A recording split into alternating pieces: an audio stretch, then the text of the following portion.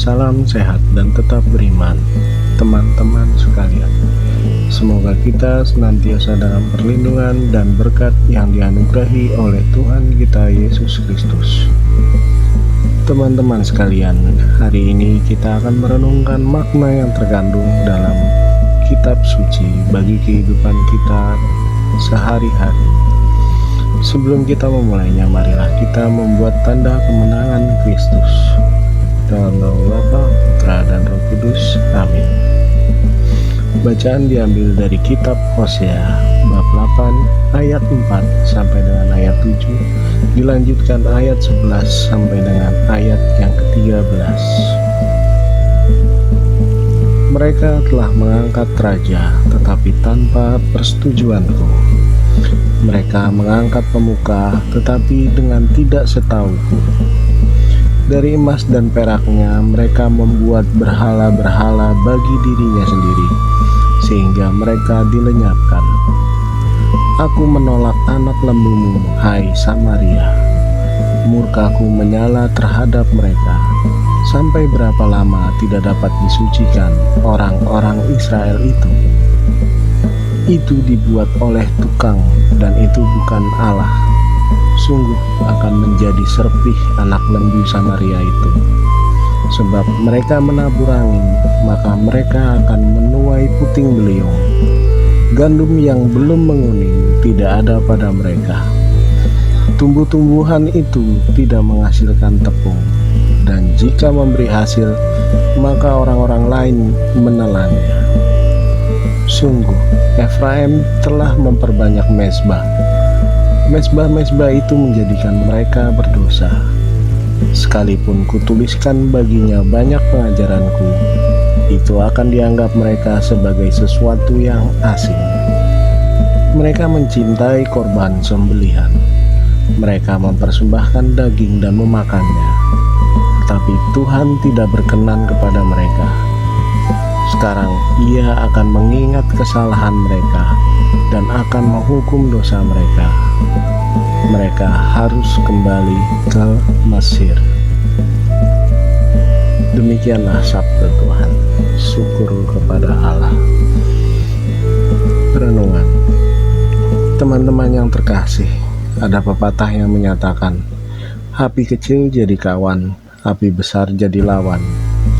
Apa sih makna dari pepatah itu? Maknanya adalah kejahatan kecil jangan dibiarkan begitu saja, agar tidak berkembang menjadi kejahatan yang besar. Apakah hal seperti ini masih sering kita jumpai dalam kehidupan? Jawabannya, masih. Ada seorang yang sudah sangat rajin dan lama dalam jabatannya, tetapi secara material ia tidak memiliki perkembangan sama sekali.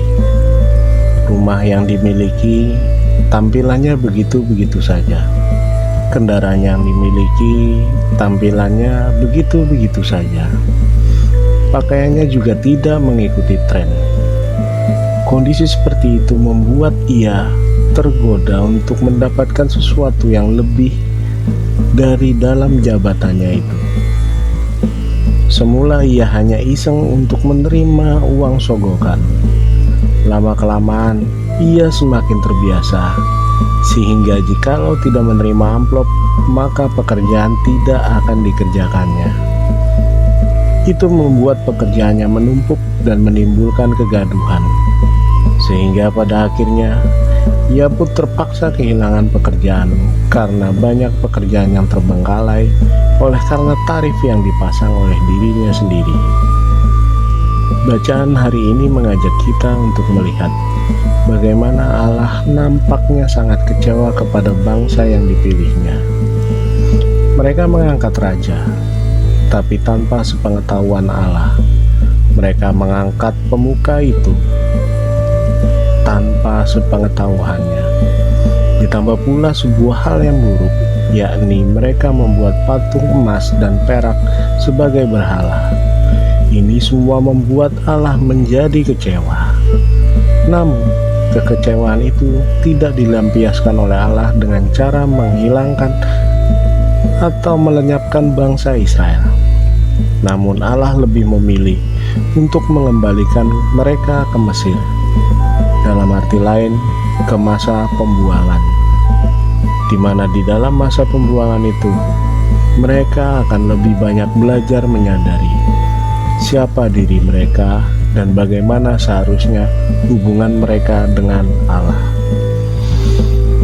Teman-teman yang terkasih dalam Tuhan kita Yesus Kristus, menyadari kesalahan kecil yang membawa dampak yang buruk adalah suatu keputusan yang sangat luar biasa, karena itu akan membawa dampak pertobatan atau metanoia yang sesungguhnya. Maka dari itu, agar kita tidak lagi mengecewakan Allah, marilah kita mulai mengurangi potensi terjadinya kesalahan-kesalahan kecil dengan menyelesaikan masalah itu, baik di dalam kehidupan keluarga, relasi dengan sesama, pekerjaan, dan dengan Tuhan.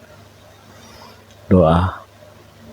Bapa, Nabi-Mu Hosea telah memberikan pelajaran pada kami bahwa dengan memelihara kesalahan-kesalahan kecil, maka akan terjadi suatu kesalahan besar dan dampaknya bukan main. Kami mohon, bimbinglah kami melalui Roh Kudus-Mu agar dimampukan untuk menyelesaikan masalah-masalah kecil guna menghindari menjadi lebih besar. Demi Kristus, Tuhan dan pengantara kami. Amin.